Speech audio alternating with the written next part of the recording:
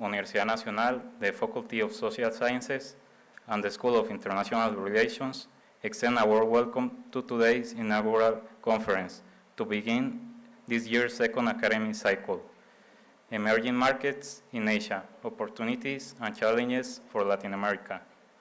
We have the pleasure in the main table with Dr. Marco Mendez Cotto, Director, School of International Relations. Master Serpil Ata, Director of Turkey's Foreign Economics Relations Board, and Dr. Alex Brillantes Bello, Jr., Professor Emeritus and former Dean of the National College of Public Administration and Governance, University of the Philippines. We have the pleasure to listen to Dr. Marco Mendez Cotto for the opening remarks.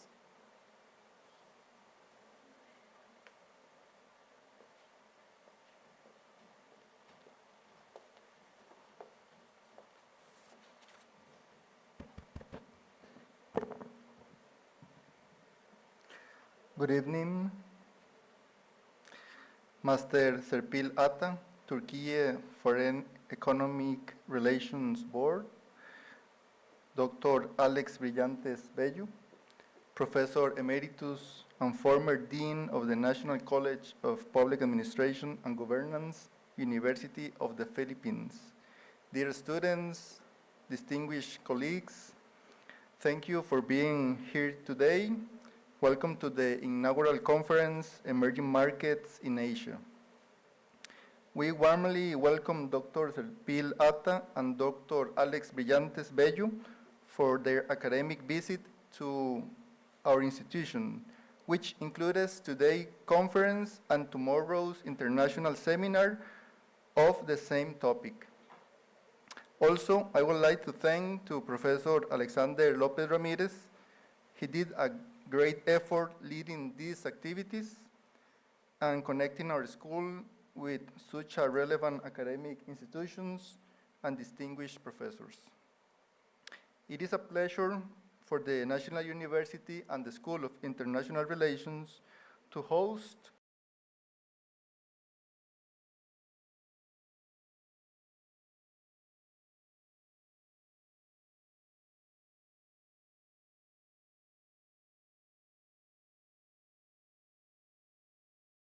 Ata and Dr. Alex Brillantes, both leading experts in their respective fields, who will today be able to provide us a perspective of the case of Turkey and Philippines. Clear examples of economies with different trajectories, but which share a sense of constant modernization. Located at the crossroads between Europe and Asia, Turkey has demonstrated a remarkable ability to articulate its foreign policy with an active economic strategy. It has combined a strong manufacturing industry, a strategic logistics sector, an increasingly diversified trade policy. Likewise, its ties with Latin America have grown steadily in recent decades, with the opening of embassies, cooperation treaties, and an increase in trade flows. The Philippines, with its services, technology, and diaspora-centered economy, is projected to be a major hub in Southeast Asia. Its strong connection with global workflows and growing interest in Latin America make it an strategic partner to explore new forms of collaboration. Latin America cannot remain outside these processes. As you have studied in your courses, we live in a context of geoeconomic reconfiguration, where tensions between great powers as well as attempts to transition towards a more technological and sustainable economies produce direct changes in our region. Latin American countries should look to Asia not only as a region of commercial opportunity, but also as a source of strategic alliances to reach their own development goals. With this conference and tomorrow's seminar, the School of International Relations aims to explore how emerging Asian economies are positioning themselves on the global stage and what implications their strategies have for our region. We want to analyze opportunities and recognize challenges such as structural asymmetries, cultural differences, logistical challenges, and the need to build more balanced business relationships. I am deeply grateful to all of those who have made the visit of the professors possible, who will share their experience and knowledge today and tomorrow at the International Seminar on Emerging Asian Economies. I hope this is an enriching opportunity for everyone. Thank you and good night.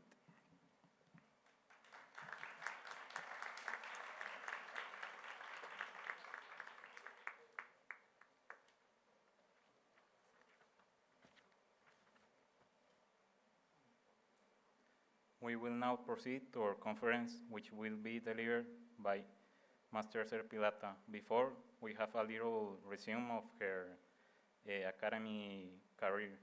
Ser Pilata is currently based in Istanbul, graduate from Business Administration program at Marmara University, and from the Murcia University in Spain in Economic Development and International Cooperation. With a strong interest in business diplomacy and multi-sectoral cooperation between Turkey and Latin America, Ser Pilata most recently served as director of the Turkey, Latin America, and Caribbean Business Consuls under the Foreign Economic Relations Board of Turkey. In this role, she organized trade and investment delegations to several Latin America countries and played a key role in coordinating business forums, roundtable discussions, and bilateral meetings between high-level public officials and private sector representatives from both Latin America and Turkey. She also has business experience in various Turkish companies, and she is also a freelance translator and language teacher. Now, we can proceed to her presentation.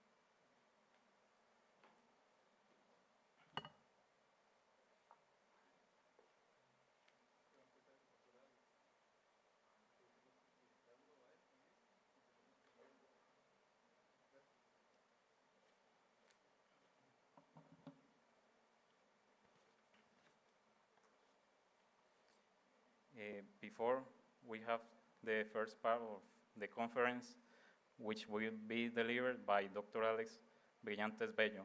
We also have a resume of his academic career. He is a political scientist from Philippines with a PhD from the University of Hawaii, currently Secretary General of the Public Administration Organization for East Asia.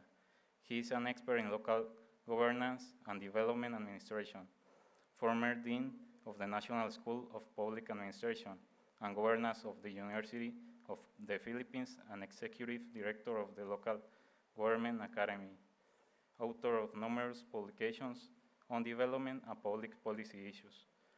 We will now listen to him.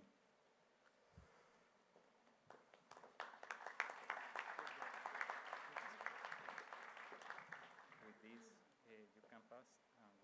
Thank you very much. What a privilege to be here. And I have about 30 minutes. I won't go beyond 30 minutes, I promise. But before that, my gratitude, of course, to Professor Marco Mendez, and of course, my good friend for some time now, Professor Alexander Lopez, and a great colleague whom I just met today, Professor Ser Pilata, and some of our friends in the audience whom I just met, Dr. Martinez from Mexico, and Dr. Maria Morales, whom I also met, and of course, Nirel, who has been really taking care of us. And of course, to you, our graduate students. I was once Dean of the National College of Public Administration in the Philippines, and I've always said that the greatest asset of any university are you, our students. You are the greatest asset of any university. And we faculty are simply here to support you because you are the future. Let's give ourselves a round of applause. Students, my presentation today will talk about the role of Southeast Asia in a fragmented world. I'll talk about Asia, but equally important, I'll zero in on that part of the world where I'm from, which is really the ASEAN. So today, I'll talk about the role of Asia in a fragmented world, and particularly focusing on ASEAN, Association of Southeast Asian Nations. And tomorrow, if you're interested, we shall have a seminar on emerging economies in Asia, opportunities and challenges that we shall do for, I'll focus on the Philippines, again, with Professor Ata. So today, I'll talk about the global context. Some of us here have heard of this thing called VUCA. But, I'll talk about that later. The polycrisis. We are in a global crisis today. Whether you like it or not, it's very, very, very important that we, the future, the students, you, are really out there, really making sure la besa de cualquier revolución es la rebelión. We have to go against inequity. We have to go against climate change and really make our voices heard. I saw this outside, and I agree with that. But I'll talk about Asia and also about our role in the fragmented world. Some of you might know this person I'm flashing on the screen. His name is Professor Noam Chomsky. I was studying, a graduate student like you once at the University of Hawaii in the US, and I would listen to Professor Noam Chomsky. He was talking about the global warming, nuclear war, deteriorating democracy, and the important aspect is to have internationalism. That's why we're here today. What a pleasure and privilege to be here, and I do hope one day you shall also have the privilege of coming to my country in that part of the world. Solidarity and education and an engaged, informed population. We should get engaged. That's why we talk about us getting involved. And some of us are familiar with this. People talk about the VUCA. The world is volatile, uncertain, complex, ambiguous. People talk about Bani. People talk about rapt. We have a crisis. The world is indeed brittle, anxious, rapid, and non-linear. In other words, dear friends, we have a problem today. And I have four grandchildren, and I sometimes wonder what kind of world we are leaving our grandchildren. I was once like you, protesting in the streets, claiming for a better future, and what will happen? What will happen? And we are actually reaping the seeds that we have sown yesterday. That's why we are here. From VUCA to VUCA. From volatility, we should provide the vision. From uncertainty, understanding. That's why we attend seminars like this. Complexity to clarity. Ambiguity to agility. That's why we are here for reforms, for the children and our grandchildren, your children. And why? This is one paradigm we always use in governance and public administration, that, hey, the world is not equal. It's not, we don't need equality, we don't need equity. The reality is that the rich are getting richer, the poor getting poor. This is so true for us in the third world, in my part of the country. And of course, what we want is liberation. And it is not new, because that is what the Sustainable Development Goals have been talking all the time. The need to address inequality, the need to address poverty. There is a sense of urgency. Professor Alex and I attend what's called the Committee of Experts at the Public Administration and the United Nations, and we always talk about, hey, the poverty continues, including the digital divide. As others are getting richer, others are getting poorer.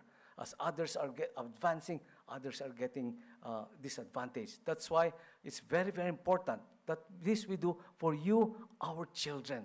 It's all about intergenerational equity. Intergenerational equity. We have to focus on inequity, not inequality, inequity, and also intergenerational equity for our children. We owe it to you, our children and our grandchildren.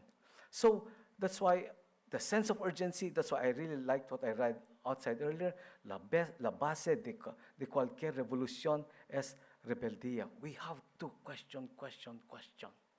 Now, coming from my part of the world, in Asia, it's the most populated part of the world. It's one of the most populous in the continent, with about 4.5 billion people, no? And our population is projected to continue rising. And it's so diverse.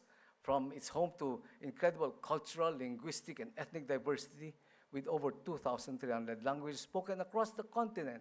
And it's comprised of more than 50 countries and different cultures, and it's home to many major religions, including Buddhism, Hinduism, Islam, and Christianity. Very, very diverse, very, very huge. And I was talking to Professor Atta here earlier. She's in one part of Asia, and I'm in the other part of Asia. And it's such a pleasure to meet her because I'm learning more about Turkey today. But Asia's rise in a fragmented world, as suggested by Dr. Alexander Lopez, is really what is Asia and what are the opportunities and what are the threats. Economic vitality in Asia, it's currently more than world's population, as I mentioned. Regional convergence is on the rise. Intra-ASEAN trade, intra-Asian trade, I'll talk about that, 40 to 60% in 1990. And multipolar adaptability. Although the U.S. today, all of us are familiar with what's happening right now in the U.S. and even Brexit, etc., they may not be that as active. All the more internationalism among us, among those in the third world, among us in the South, among us emerging economies is very, very important. Yeah. So I did say, of course, that it's a significant economic powerhouse with many countries experiencing rapid growth. The continent is home to the world's largest economies, including China, Japan, and India. And we're a major hub for trade, investment, innovation, with many countries in infrastructure and human capital. If you look at the slide, you talk about, but China dominates it with 18.3 trillion. And of course, now you have, of course,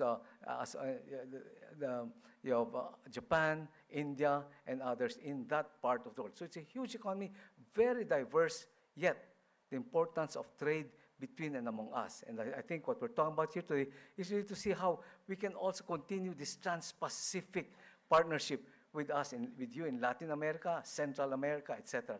Trans-Pacific. So, like I said, Asia has several regions. East Asia, China, Japan, North Korea, South Mongolia, and Taiwan. Southeast Asia, Brunei, where I'm from, Southeast Asia, Brunei, Cambodia, Indonesia, Laos, Malaysia, 10 countries, Philippines, where I'm from, Singapore, Thailand, Timor-Leste, an emerging economy, and Vietnam. South Asia, Afghanistan, Bangladesh, Bhutan, India, etc. Central Asia, Kazakhstan, Kyrgyzstan, Tajikistan, Turkmenistan, and of course Uzbekistan, and West Asia, where my colleague is from Madam Atta. So the point, Asia is so huge, Asia is so diverse, but within Asia, you have intertrade, learning from each other. And equally important, it's important that we learn across the Pacific. We learn from each other, and as Dr. Alexander always reminds me, we have to continue this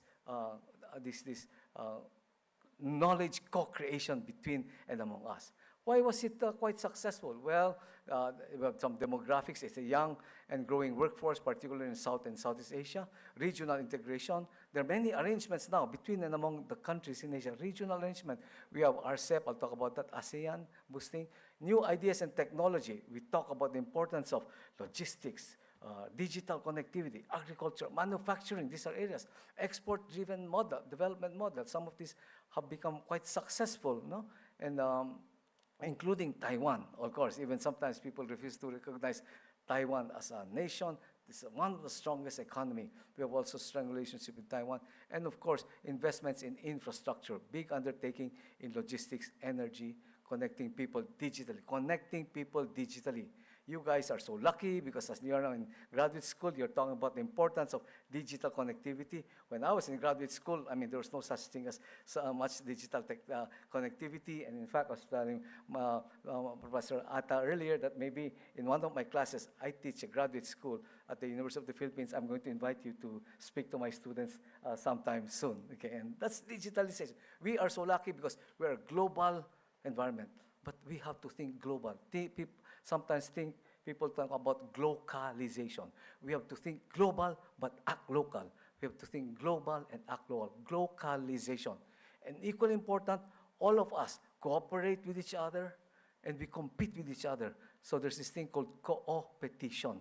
We cooperate, yet we compete. This is what marks the world today. This is what marks ASEAN, glocalization and co-opetition. Okay, so in Asia's growth middle class, increasing consumer spending power present significant opportunities for business investors. We talk about that. And we have a young and growing population. However, we talk about growing population, but some of us are now suffering from what's called ageism. The population is in decline. And in the Philippines, it's not really that much, but we have what we call a digital population dividend.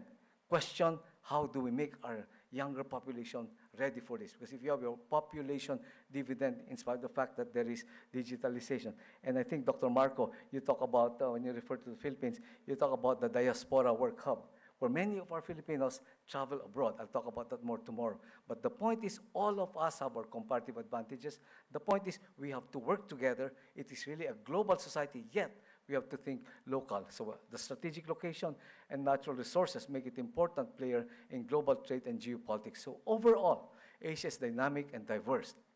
Dynamic and diverse, full of opportunities and challenges.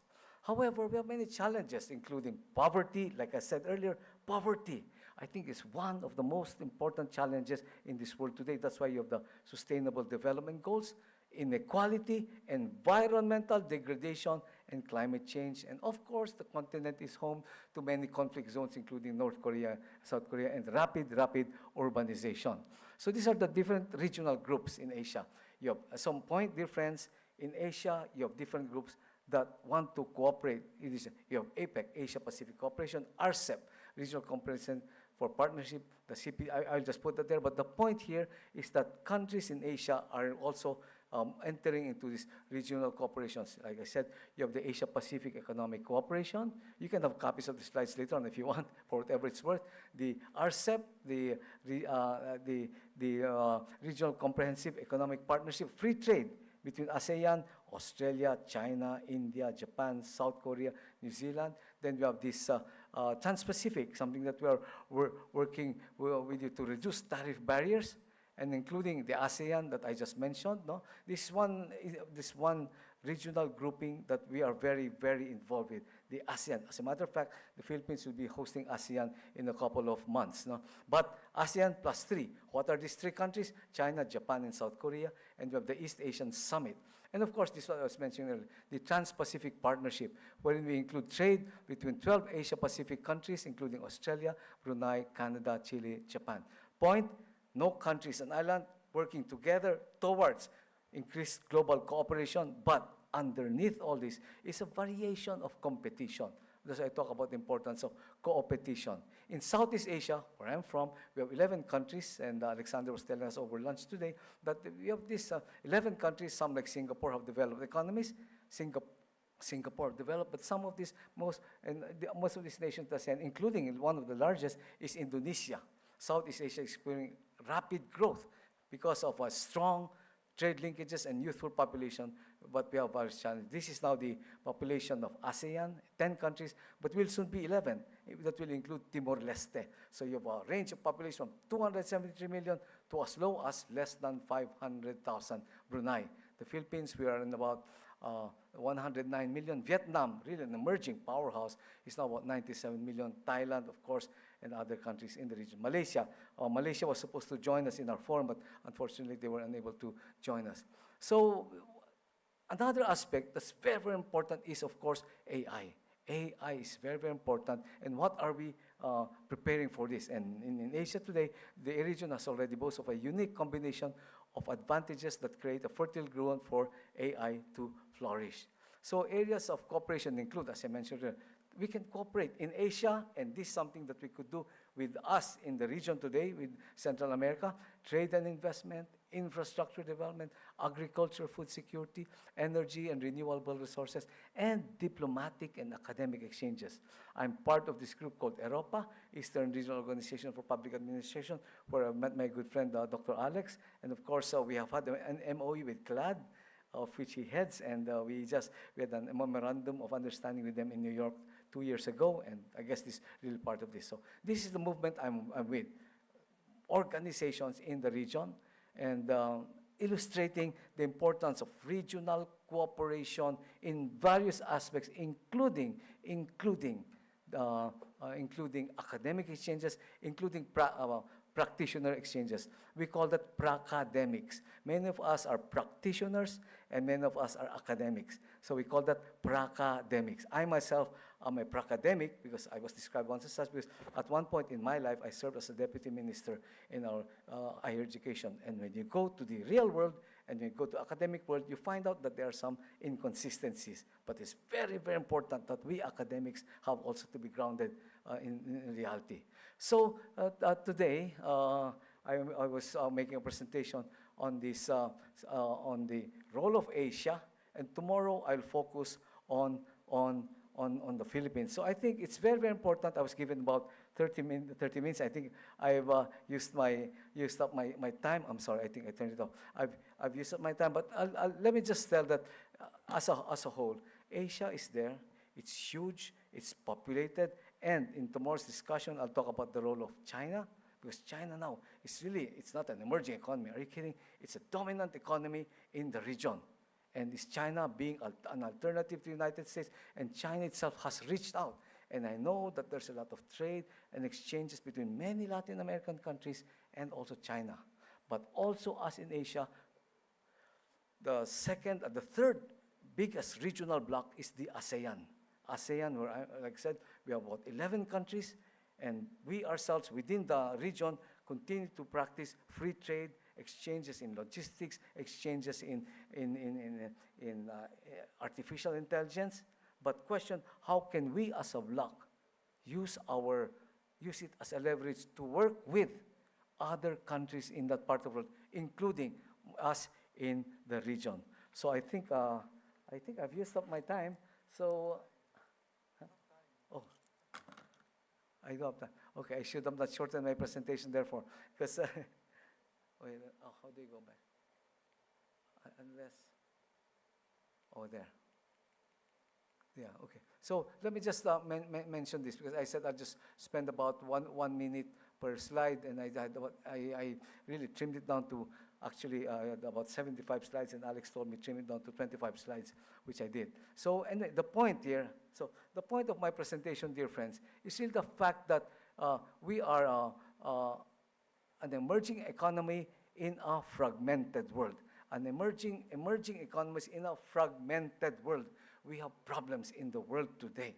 Let's not forget about that. Problems, as I said, of climate change and even geopolitical challenges. We all know what's happening in Ukraine. We all know what's happening in Palestine. In my part of the world, we know a conflict between Thailand and Cambodia. There are conflicts.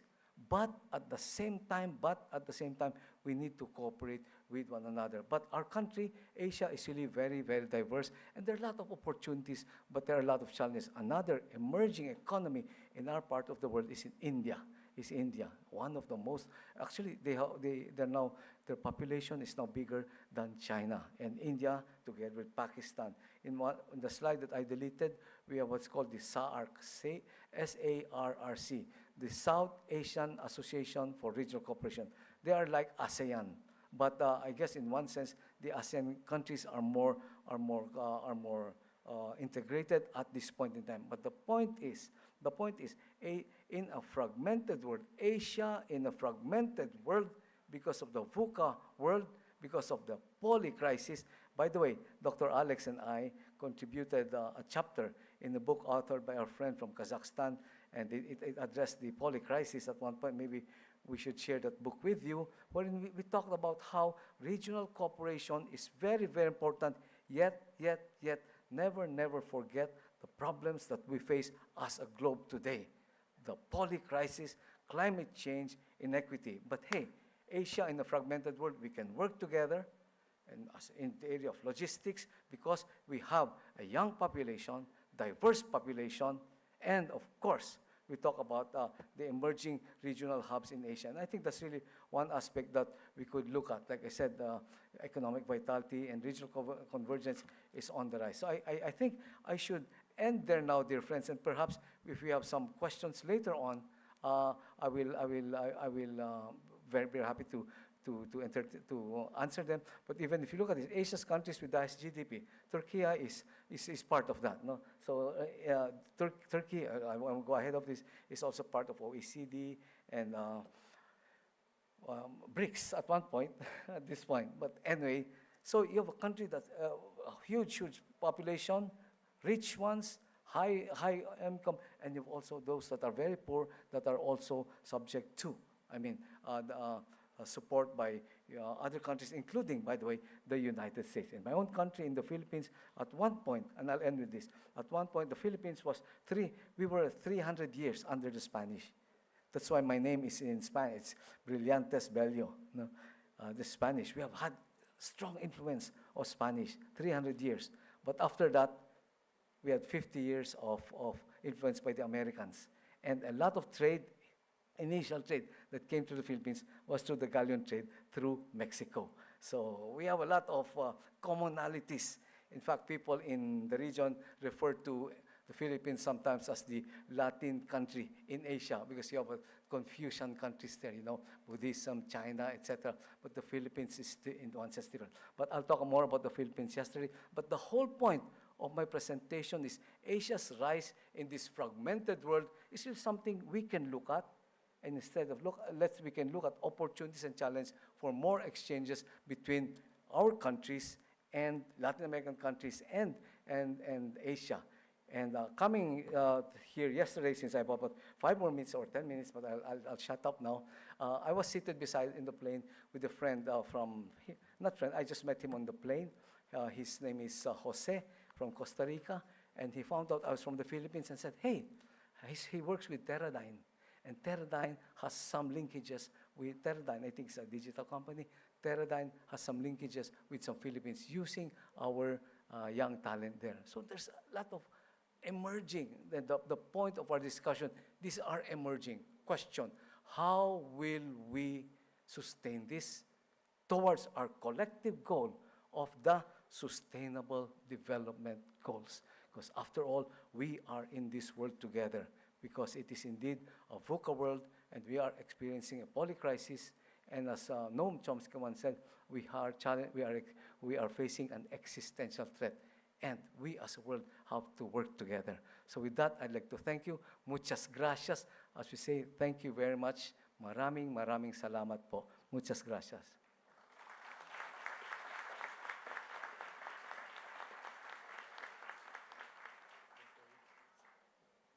For the second part of our conference, we will hear the words of Master Alta. You can pass.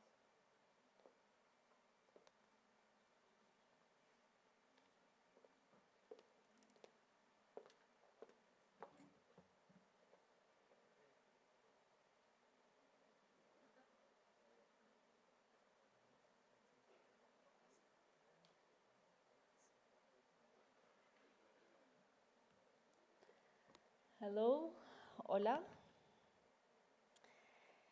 I would like to begin by thanking the School of International Relations, to the National University of Costa Rica, Director Marco Mendez, and Professor Alexander Lopez, who invited us into this seminar, The Role of Asia in a Fragmented World. I also greet my colleagues, academician colleagues, and the students from International Relations and International Trade and Business and Intelligence and Global Strategy. So, who study here International Relations? Who are those? Great. And who are from International Trade and Business? Great. And about Intelligence and Global Strategy? Good number. So it's a new department that we have learned. And I thank also my colleague, Mr. Alex, for this expansive presentation on Asia. I also learned a lot with this presentation, and I was inspired because of his enthusiasm. I remembered my university days. So, I think you are lucky because international school that you have this vision calling us from Philippines, from Turkey, to come and talk for you. So it's not easy. So I want to also congratulate the international school and want to say that you are lucky. And I have a question. how many of you have visited Asia? Could you have the chance? Good. Which country? India. Wonderful. How many of you have traveled abroad, other countries than Costa Rica? Good. I think this number should increase because with traveling, you learn a lot and you become much more richer. And who knows where Turkey is? Actually, you saw in the map, but yeah. And who don't know? Who doesn't know where it is? Don't be shy. Okay, wonderful. So it gives me another honor to explain you my country. And in this seminar, The Role of Asia in a Fragmented World, I have the honor to represent my country, Turkey. While Turkey is considered as an Asian country, in the context of this seminar, its unique geopolitical situation also places it in the intersection of Europe, Eurasia, and Middle East. Turkey has a part in Asia.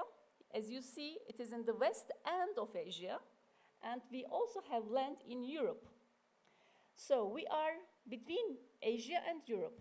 We are both Asia and Europe. And in Istanbul, there's a bridge. There are 3 bridges, actually.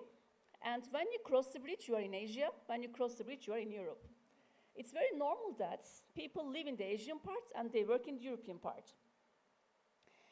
And mostly in international relations, it can also be considered as a Eurasian country, European country, or Middle Eastern country. Because Turkey's industrial base has been significantly shaped by the customs union agreement with European Union, which means that we produce and we sell our products to European Union, and with the customs union, we can do it free of tax. So it resulted in a production infrastructure aligned with EU standards, because in order to export to European markets, Turkish products must meet rigorous quality, environmental and digital criteria. As in the case of Costa Rica, where do you export mostly? US markets, isn't it? So you have to comply with the standards of US. So this requirement for Turkey has driven a substantial digital transformation across Turkey's industrial sectors. So talking about Asia, I think it has been a rising economy. First, large and young population that offers a strong labor force and growing consumer markets. And secondly, export-oriented growth models, particularly in East Asia, have enabled rapid industrialization. Third, the strategic investments in education, digitalization, and infrastructure, especially in countries like China, South Korea, and India. And as my colleague said, we are representing 2 ends of Asia, Philippines and Turkey, and we have our own opportunities and our own challenges. And Turkey is generally considered as an emerging country, although there are some unique characteristics that distinguish it from others in the category. It plays a key regional and global role due to its economical, geopolitical, and institutional footprint. Turkey has experienced high growth rates in certain periods and continues to offer potential for foreign investment due to its strategic location and young population. We have a strong infrastructure and capable private sector. We are a member of G20. It's a reliable and high-capacity player in international supply chains. As a member of NATO, it's a key player in military and strategic security. And as a member of OECD, United Nations, and World Trade Organization, Turkey is integrated into international norms through those structures. And my colleague explained about the regional cooperation in Asia, so I will not repeat that. But I want to say about the regional context of Turkey. because we are surrounded by conflicts, crisis, and geopolitical instability. However, Turkey is a strong and influential actor contributing to the preservation of stability in its region. I think you have heard about the war between Israel and Palestine. They are around kind of our neighbors. And the war, Russia and Ukraine, it also affects us. So, in both cases, Turkey was among the first countries to call for peace in crises such as Israel and Palestine conflict in the Middle East. And Turkey has actively pursued diplomacy in the Russia-Ukraine war. It was a kind of peacemaker in the process. And that's why Turkish business people have had to adapt themselves, because there's always something changing around, and they had to be resilient. So that's why Turkish business environment was forced to be resilient, because you don't have the chance to give up. So the private sector has developed a strong ability to survive and thrive under difficult circumstances, always finding a way to market and sell their products globally. I think in Asia, for the long term, the institutional quality is essential. Corruption, weak legal systems, and political uncertainty can affect investors' confidence and limit inclusive developments. Countries that invest in transparent governance, rule of law, and educational reform, I think will be better positioned to navigate better in the future. And I want to give you some key facts about Turkey. Wonderful. I checked the time. So our population is 86 million. And we are a unique transcontinental country between Europe and Asia. And do you know what language do we speak? We speak Turkish, which is a different language. And our main industries are automotive, textile, defense, agriculture, tourism, construction, and electronics. We are one of the world's top 10 most visited countries, with over than 50 million tourists in 2023. And I'm sure that you know some Turkish TV series, like Merhaba Del Corazon, El Doctor Mágico. Do you watch them? El Heredero, El Amor en el Aire, Guerra de las Rosas. So do you know this series? Actually, they are Turkish. So this is also another strong soft power that we have. So you know Turkey more than you think that you know, because you watch those series, isn't it?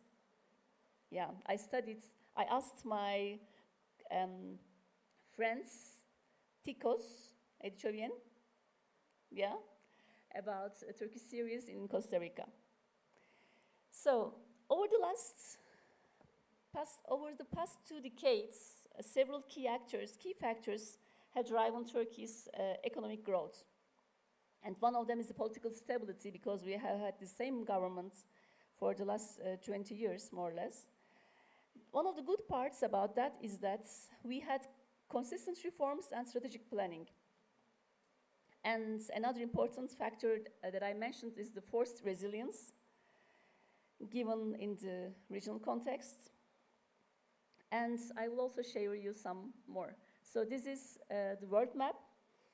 And we are used to see the world in a different way, but I wanted to use this map, keeping the America in between, so you can estimate the distance, between 2 ends of Asia.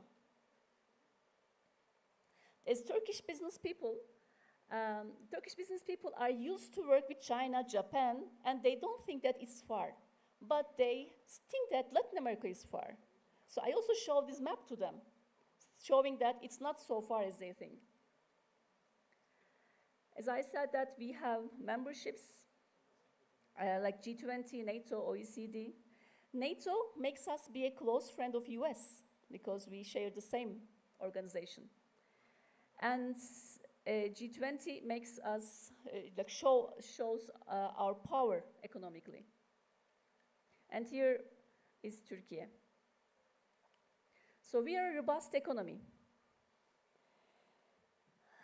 So Turkey is the 12th largest economy in the world, with a track record growth and bright future with proven resilience.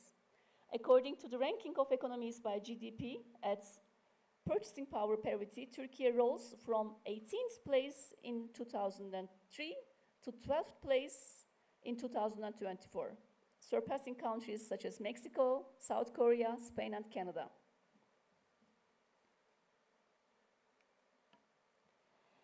And over the last 22 years, Turkish economy has quintupled and is promising to be on the growing trend. Robust domestic market and entrepreneurial private sector have spurred investments and exports, which contributed our GDP growth.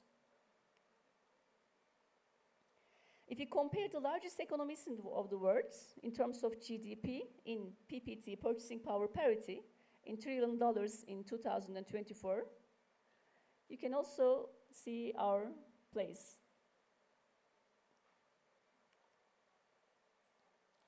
In 2024, our GDP per capita was around $15,500. And as I said, we had a population of 86 million. The employment also increased and reached around 30 million people. And here you can see the decrease of unemployment rates that arrived to 8.6% this year. I can also share this presentation with you later on if you're interested. And if we look at our foreign trade numbers, we import more than we export, so we have a deficit. And however, the foreign trade deficit has had a tendency to decrease. And if you look at the graphic of our top exported goods, the dark blue at the bottom represents vehicles, the yellow one represents boilers and machineries, the gray one represents ready-made garments, and red one, electrical machinery and equipment. So the annual change in export performance is 5% compared to the 3% in the world. So if you look at the Turkey's share in the world exports, it corresponds 1% of the world exports. If you look at our imports, you can see that we import intermediate goods, excluding energy and gold, which means that we use those intermediate goods to add value and sell again. It also shows the industrial capacity of the country. And you can see in the first bottom two colors, blue corresponds consumption goods, yellow corresponds capital goods. And the consumer inflation was 35.4% in April of this year. Here you see something called Maastricht criteria. Do you know what is that? Because Turkey is in the process of being a member of European Union. We are not a member of European Union. But in 1992, there was a treaty called Maastricht Treaty. And it has forced to Maastricht criteria for the economical and financial issues for the EU candidates. So EU candidate process was a kind of process for Turkey. We are already a member of Customs Union, but we are still improving our policies in that direction. So here you can see that we are below the Maastricht criteria, which is quite good. The red line is the Maastricht criteria, and the blue one is our debt stock. And Turkey is a large domestic and national economy with impressive economic growth, leading to sizable middle class with increasing purchasing power. Sizable middle class is very important in the economies because when there are more people with purchasing power, you can sell them more. It's promises a big market. And in 2024, our GDP per capita was around $40,000. And you can see the figures of stock of mobile automobiles and increasing number of Turkish aviation passenger. We reached last year 230 million of passengers, which means that our population was 86 million, which means that Turkey has been receiving many passengers from abroad. It also shows about the potential of the market, not just domestic people.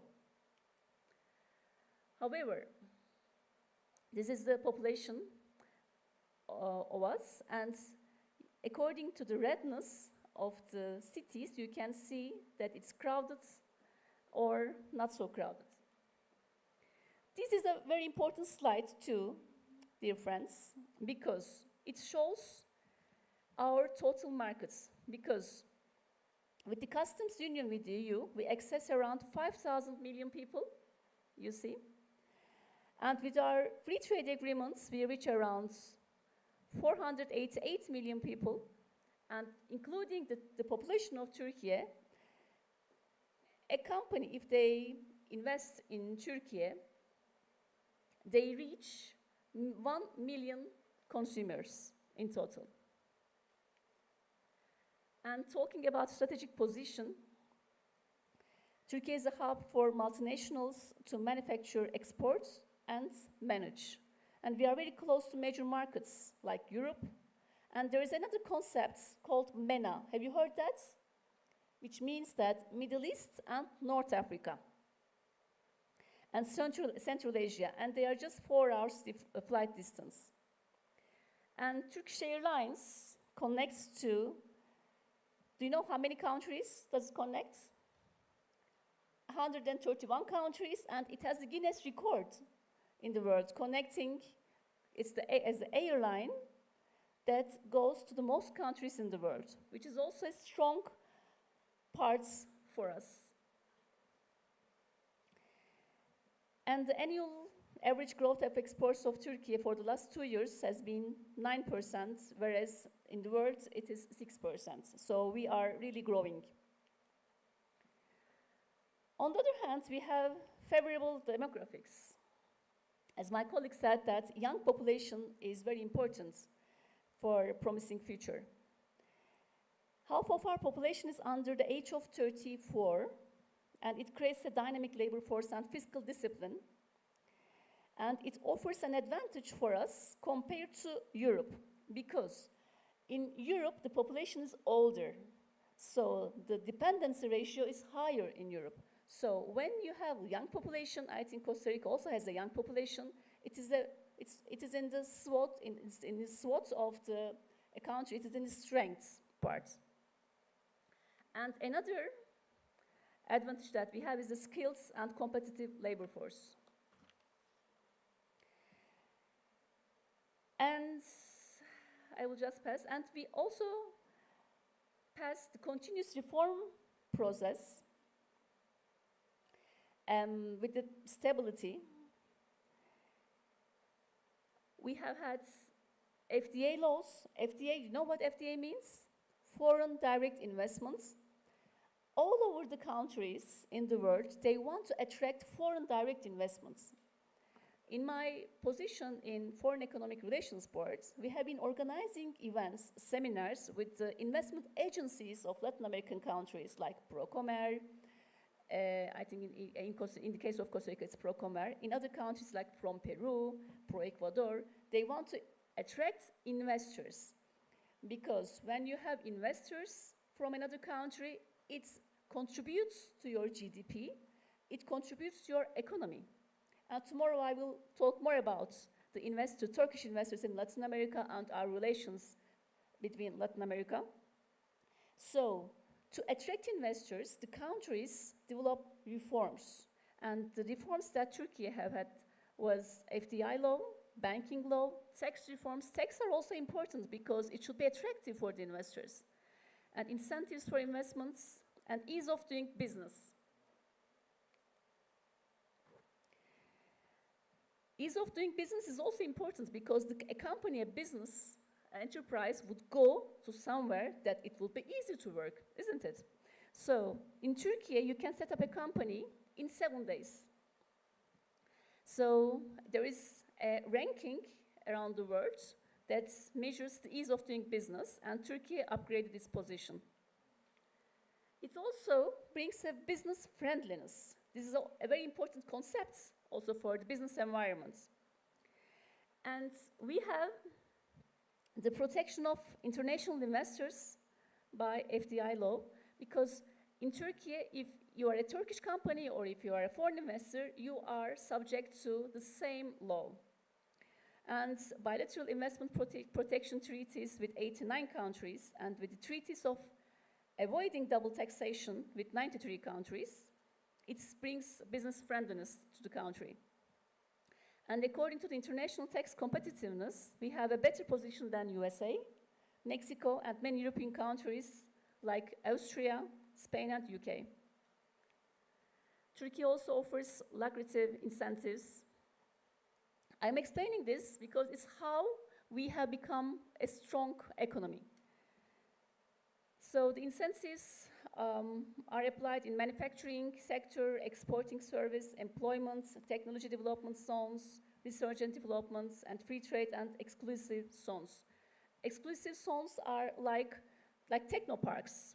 Do you know what technopark is? Have you heard about that? In the universities, they are technological parks where there are some specific incentives for the business people, for the companies. If they do their investments, if they take parts in the technoparks, they can do their R&D developments and also have received incentives. It's like kind of academy, the cooperation between academy and the practical parts. As my colleague also said, what did you say, Mr. Professor? Pracademy, exactly. And also regional investment incentive scheme. So it's just a detail, but you can see that it's important for the country. And if, for example,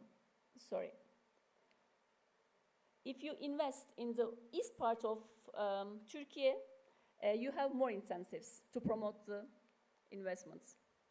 And the benign research and development ecosystem, there are nearly 750 international companies operating in technoparks and research and development centers.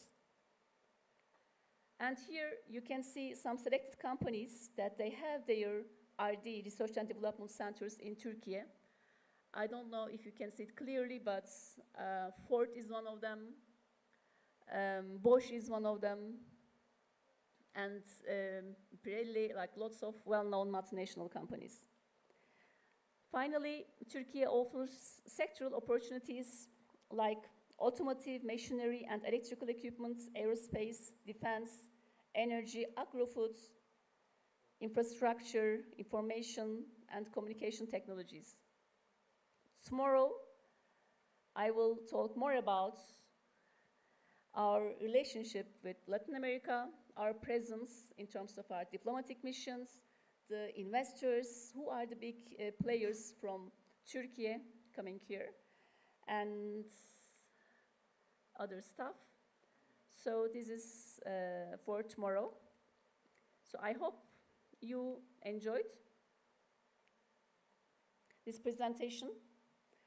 I want to say gracias y pura vida. Thank you.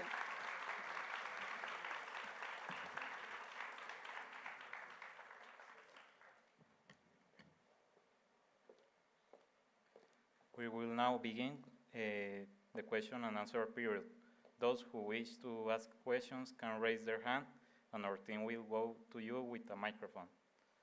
Se le solicita realizar su pregunta en inglés, así como indicar quién quiere que le responda su pregunta. Puede ser uno o ambos.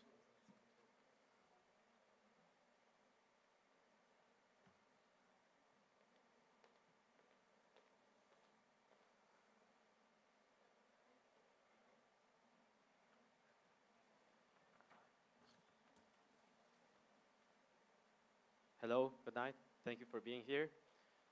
Well, my question is for Dr. Alex.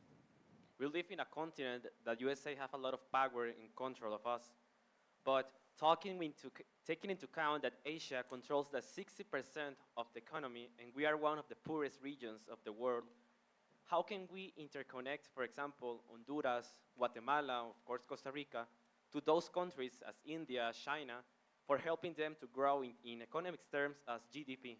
Thank you.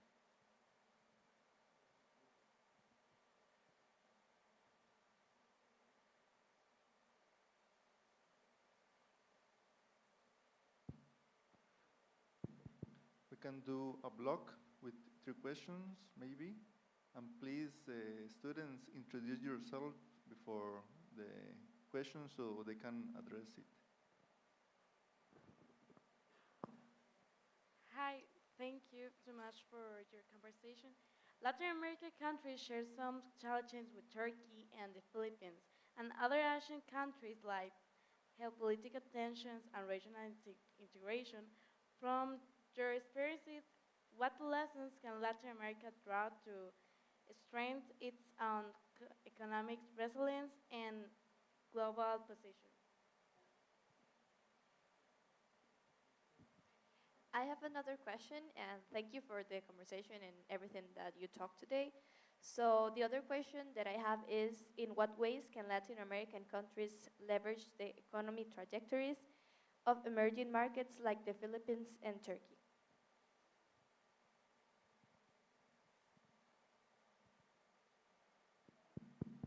Okay, so we will start with Professor Alex, and then we continue with Professor Serpil. Thank you for that important question. I don't know if I got it right, but I think the first question asked about the importance of, yes, some are growing, but poverty continues. That I think is a concern that you raised, no? You talk about Honduras and other countries where there continues to be poverty. And of course, in our part of the world, we have a similar question. As other countries are rising, others remain poor, okay? And that is really a problem. Like in ASEAN, for instance, no? You have Singapore, Malaysia, Thailand, Philippines would be in the middle. But you have Cambodia, you have Laos, etc. So I think one thing that we can look at here is the continuous, well, we work as a block, and I know that in Latin America, you have several, you're also working as a block, as a region. But equally important, in ASEAN, we have what we call gotong royong, or we have mushawara. It is a native term that talks about we are in this together. And the ASEAN countries always come together to really share. But one thing that we have there is also, it's quite controversial, but non-interference in countries, in any country's problems, no? So if it's an internal problem, then we don't talk about that. But we can work with that as a block. I don't know if you've heard about the Rohingya migration, no, from Bangladesh into other parts, no? And is it an ASEAN problem? Yes and no. Because, hey, that kind of thing. And these are always being discussed. But I think in response to what you said, we have common problems, but not only in the region, but in the globe. That's why I always relate it to our SDGs, our Sustainable Development Goals. Guys, we've been talking about poverty for the longest time. You remember, many of you are in international relations. You remember MDG, Millennium Development Goals. You remember Agenda 21. All of this. Poverty continues, and it's not acceptable. Now we have the SDGs. We were supposed to reach that by 2030. Can we meet that? We cannot. We also, Dr. Alexander and I, we sit in some of the forum of the United Nations, and they just had what they call the voluntary national sector review. And there's this thing. So it's really us working together. Gotong royong, mushawara. That's what we say but in the regional blocks is very, very important, I think, because no country is an island. And of course, problems such as migration, etc. Okay, I don't know if I answered it, but for me, okay, thank you very much. And the other one pertained to, I don't know if you, the political tensions. At one point in our discussions today with our director and dean and Dr. Alex, we were saying, at least for me, I was once a student like you. I studied international relations at the University of Hawaii. And I know this. I mean, come on, guys. We should have we have talked about Palestine acceptance into the UN in the 80s. Up to today, it's a problem. How strong is the UN? See? So that I think is, well, but then at one point we talk about South-South cooperation. Alexander said, well, that is political. Yes, but hey, that's where it begins. South-South cooperation. There's a strong movement right now, even in the UN, where our countries, exactly what you said, this cooperation between and among ourselves, but not maybe on a bilateral basis, but on a block-to-block basis. I think that's why you have the Trans-Pacific Network. So I think working together as a bloc, within the context of regional cooperation, but Alexander at one point said it's political, but now we're zeroing in on logistics, we're zeroing in on trade, we're zeroing on agriculture. What are our common? And our common objective, and I'll end with this, our common objectives, hey, we're all part of the SDGs, Sustainable Development Goals. And one problem with that is as other countries are getting richer, others are getting poorer, and that's a big problem that's always being discussed at the United Nations, the so-called digital divide. You have all kinds of divides, but equally important, digital divide. So I think, and that's a concern for all of us in the UN. I think all of us recognize the problem, but the problem is sometimes, I guess, too much, and I'll end with this, I promise. Noam Chomsky talked about the fact that, hey, internationalism, common education, that's why we're here. To see, hey, maybe we can understand more from each other. So within concepts co-opetition, we cooperate, yet we compete. Thank you very much, Mrs. Gracias.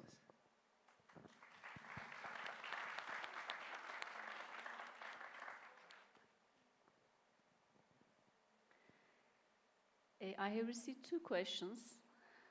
Oh, I think one is about how can Latin American countries can develop their economies, and what are the lessons that Latin America can take to grow. So I think it's more or less the same question. So it's a difficult question to answer in a short time, but I can say that adding value is important, like producing and selling value-added products is key. Because till today, like Latin America is very rich in agriculture, and nature has been very abundant and very generous in Latin America. You know, you don't have to, like in Uruguay, in Paraguay, the cattles, the cows are just raised outside. You don't have to feed them because the water is there, the land is there. It's very easy for them to grow. And it's full of minerals and mines. But mostly it is sold in raw material way, which doesn't make you earn a lot. But if, for example, there are gold, but there is not a refinery system in Latin America. We were in Peru, for example, they didn't have that. And we offered them to make a system of refinery. When I say we, the business people who were in the delegation. Because if you sell them in an added way, by adding value, you get more money, for example. So there should be, I think, some change in the perception of making business. Look, how can you make other types of business? So for that, exchanging experiences are very important. Like this, we can exchange experiences from the business people. For that, we have to get to know each other, because we don't really know each other. Because there's a limit of language. Turkish people, they don't really speak Spanish. And it's very normal that you don't speak Turkish. So it's a barrier, and we think that it's very far. And also, to make business with Latin America, we have to be friends first, because there is, I have perceived, according to my experience, perception, that there is a lack of trust in both ways. Because people came, they just took the richness and they went. They didn't think about contributing the local economy, the local people, the sustainability. And also the Turkish people who had previous business experiences in Latin America, sometimes they had bad experiences, so they're afraid of making business. You know if I'm going to be cheated or not. So in this case, the reference organizations play a key important role, because you want to know if I can trust this person or not to make business. So there should be more opportunities like this. This is an academical environment, but like in the business environment in different levels. And I also witnessed that the diplomatic missions, like the ambassadors, at least in my case in Turkey, they are very active in Turkey, for the cultural cooperation, for the business cooperation, and our ambassadors in Latin America, they are also being active. So it's a big project that should be done, I think. And also about Latin America, I think that there is not just one Latin America. There are different dynamics in Latin America. Would you agree with me? For example, Mexico has a different dynamics because they are producing for the US markets. So there's a big production there, but not in other countries. They have this manufacturing and production capabilities. And there, I also see the divisions, like separations in Latin America, which also applies a challenge for the continent. In Turkish, we have a saying, I will just translate. The power, strength comes out of unity. So, as my also colleague said, like competition, like I think focusing on more cooperation would be interesting for strengthening the economy of this beautiful land that I really love. Thank you.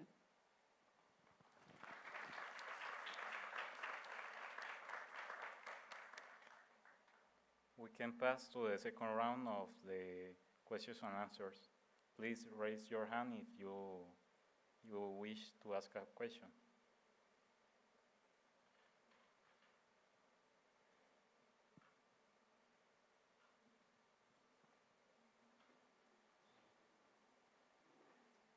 Hi, my name is Kenneth. I'm an international business student. I want to ask for Turkey. Although Turkey has been a candidate for the European Union membership since 1999, its access process has faced numerous delays and complications. What are the main challenges that Turkey currently faces in its effort to join the European Union?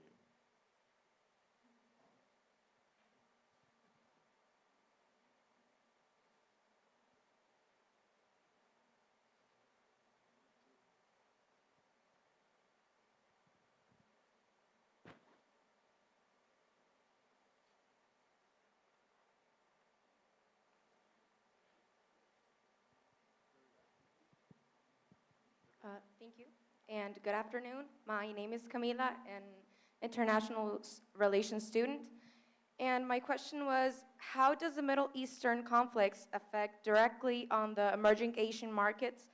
And what actions could be taken to reduce the impact as much as possible on the Asian and worldwide economy and markets?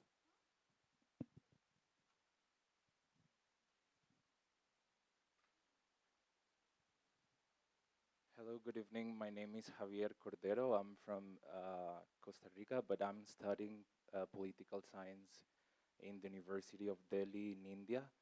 I would like to understand from your both perspectives how Latin America could promote its own image as a region, since we understand the region is not well connected.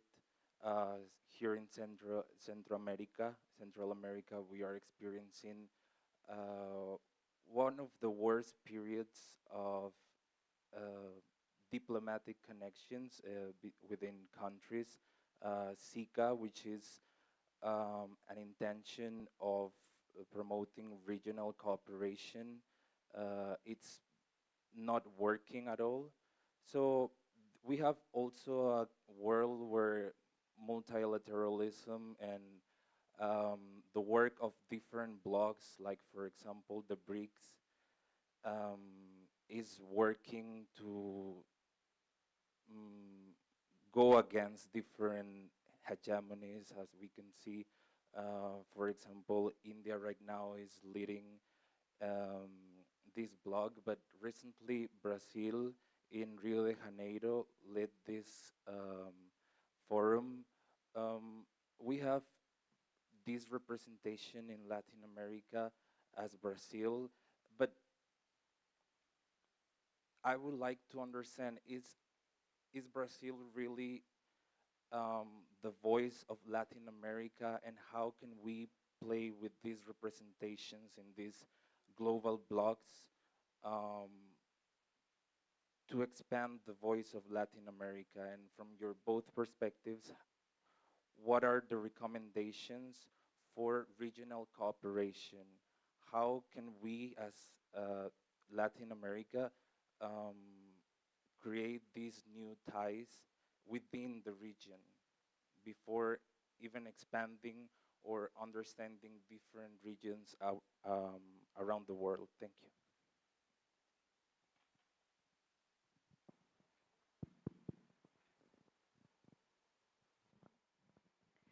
Thank you. So I was expecting to receive a question about EU, so thank you for asking. So this is also very famous and popular. Well, it's not so popular at the moment, but at my time, when I did the master's degree in European Union politics and international relations, it was very popular in 2004. And at that time, we were thinking that we were going to be a member of EU. We are still thinking after 20 years, more or less. And now we are talking about an EU that UK is not a member. And the population age is getting older, and it's not a market with lots of hunger, actually. Although I don't know if we are going to be a member or not, but I see European Union membership process is a process which it's a kind of improving different things parallelly, that you also do other stuff. But it is not the main objective of Turkey as far as I see. On the other hand, we are already in the economic integration of European Union. As I said, with the customs union, the products are exchanged free of tax. The issue is about European Union and Turkey is that the population, we are a big country. And if Turkey becomes a member, it would give a power in the European Parliament to make decisions. And now Turkey is a kind of like a neighbor, in the European borders. But if Turkey becomes a member, the borders of European Union would reach to which countries, do you think? Syria, Iran, Iraq, which are conflictive countries. So it's not very attractive also for Europe. They prefer Turkey in the middle. For example, they also offered incentives to Turkey to have the Syrian immigrants, to prevent them to go to Europe, because there is also big fear of receiving so much immigrants to Europe. And we have big issues of visa. They don't give visa very comfortably. You have to prove lots of documents to get visa from Europe, because they have the threat that you go there and then you stay there. But already there are lots of Turkish people living in Europe. Why? Because after the Second World War, Europe needed workforce to establish the infrastructure to stand up again. And many Turkish people went at that time. At the moment, the Turkish diaspora in Germany, in Holland, are having their second and third generations. As here in Latin America, the diaspora goes to US, the Turkish diaspora goes mostly Europe. Although it's like that, for example, in order to work and to study, you have to comply lots of criteria for Europe. So I don't know, But we also, like Turkey as a country, always had diversified targets, you know, for the economic objectives or other stuff, but we are still in the process. So I don't know, but the situation is like this. And also I want to say that it's said that Turkey, the most part of Turkey is in Asia, yes. But there are also countries in Europe that have land in Asia and Africa. For example, Spain has some parts of it in Africa. And there are some European countries having land in Asia. So it is another, you know, like top issue for discussion. And the other question about how Latin America could promote its own image, it's a very good question too. I think it should work on the brand of country brands. For example, in terms of Colombia, you know Juan Valdez coffee? Yeah? Colombia doesn't sell coffee, my friends. They sell Juan Valdez, they sell a brand. So this shows something. So you should sell the brand, not the raw material, not the coffee. You should create a brand and sell that. So this is where the money comes. I think in Costa Rica case, Costa Rica is also selling the brand of sustainable country. You know, ecotourism, which is the perception that I have. So the Gustavo, the ambassador of Costa Rica in Turkey, told that in Costa Rica, there are not 5-star hotels. They are 5-leaf hotels, you know? So it was very interesting.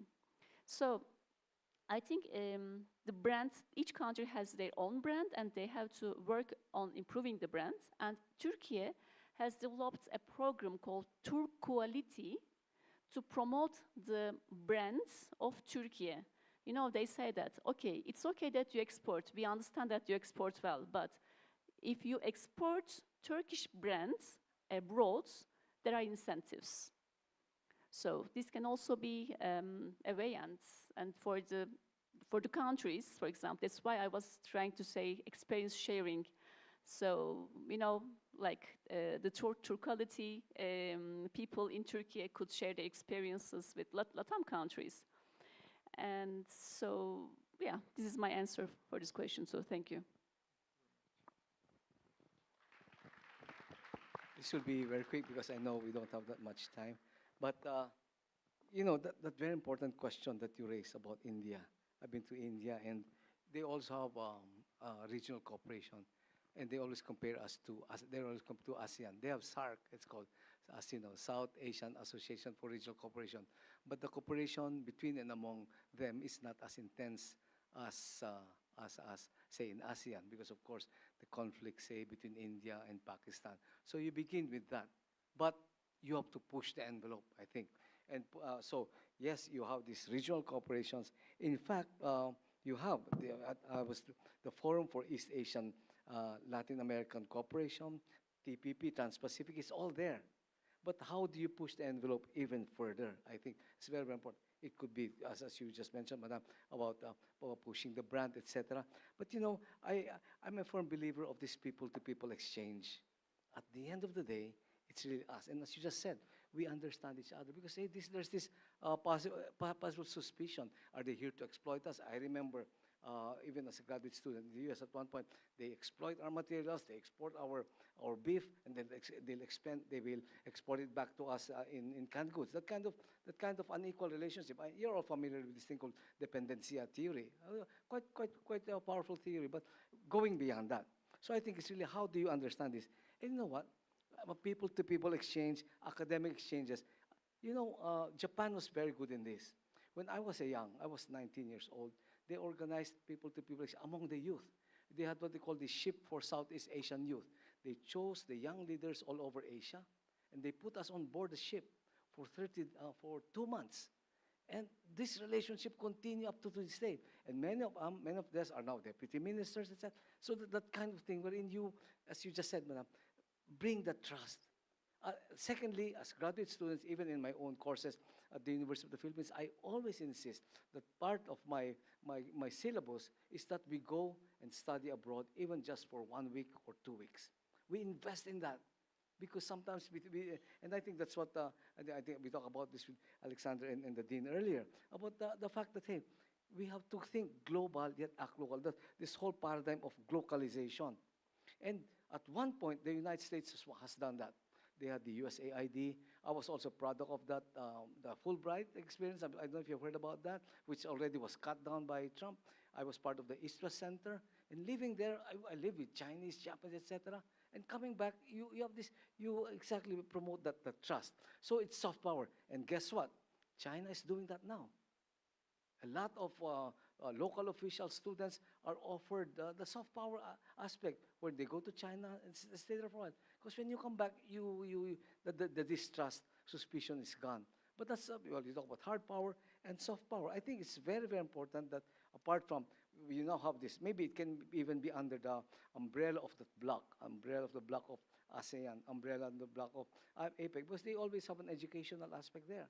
And that can be part of it. And maybe what we're talking about today might be one very important, but equally important is exchange. And of course, with digitalization, with online, I think there's so much more potential as far as this is concerned. Like I said, I would like to invite you to speak to my students, among other things, to really, because we're both in Asia, but not much is known about Asia and in Turkey and the Philippines, of course, Professor, also about Latin America. See, with digitalization, and then it would end with actual people-to-people exchange. I think it's very, very important. Soft power is equally important. Thank you very much.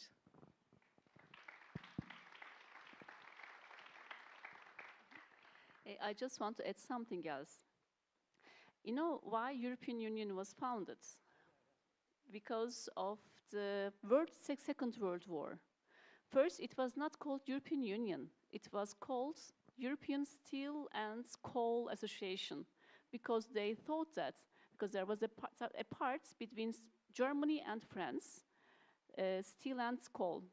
And they said that if we co-administrate these parts together, we don't have war. And after that, it became an economic integration. And after that, it became a political integration. And together with this, they also developed youth projects. Why? Like academic exchanges, youth exchanges, because they thought that if two people become friends, they don't fight. They don't make war. This is why they established this youth program at that time, funded by European Commission. And this is how many young people traveled easily. And many also Turkish people also traveled. And this is how I traveled when I was a university student, because mostly like 70% of the expenses were covered by that. And this is why actually I am here now. Because as I could travel, I could do youth exchanges, I could broaden my vision. And I said that I want to study master's degree, I want to learn international relations. And I said, oh, there's voluntary service. I went to Spain to do voluntary service for 1 year after finishing my degree and master's degree. And it's how I learned Spanish. And as I learned Spanish, I did another master's degree in Spain. And Spain gave me a scholarship. I went to Mexico. You mean? Do you see what I mean? So these things are more important and having bigger impacts than it seems, you know. So it could be very interesting if the countries, Latin American countries at least, reach this kind of, you know, even small budgets, like letting young people travel, mingle, because when you become a friend, later on, you can also make business with your friends. You know, you can do company together, and you create and you earn together, and then you celebrate together. So this is what I want to say. Just a final remark. Just 10 seconds, I promise. Thank you for that. But you know what, Erasmus Mundus that you did. We copied that in Asia. Like I said, without being presumptuous, I was once the Deputy Minister of Higher Education in the Philippines. And we worked with European Union, and we copied the Erasmus Mundus model, wherein the students would go to Thailand, Indonesia for a semester or so. So I don't know if that could be built into our curriculum. I think, especially for us, international relations, build it into the curriculum where you do this. And it's really, and that can be a project of the bloc, of our blocks, ASEAN, etc. Because as you just said, living with them, and this is also very Chinese. Chinese also work with high trust, their friends, and hey, they were classmates before, so that's what it is. So it's really people to people, breaking down the suspicions and bring up trust. Thank you very much. And I'm sorry I talked too much.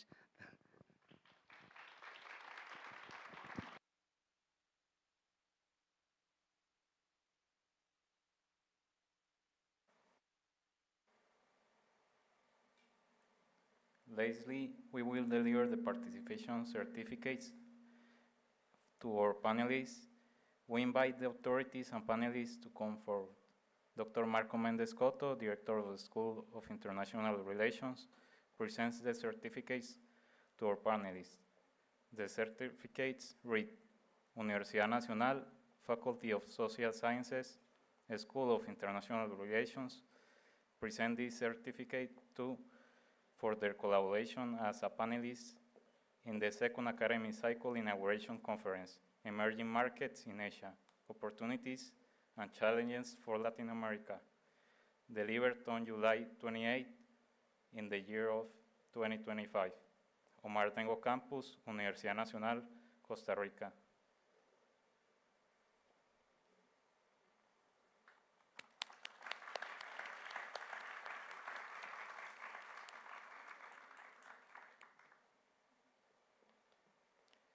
Antes de finalizar, les hacemos una invitada.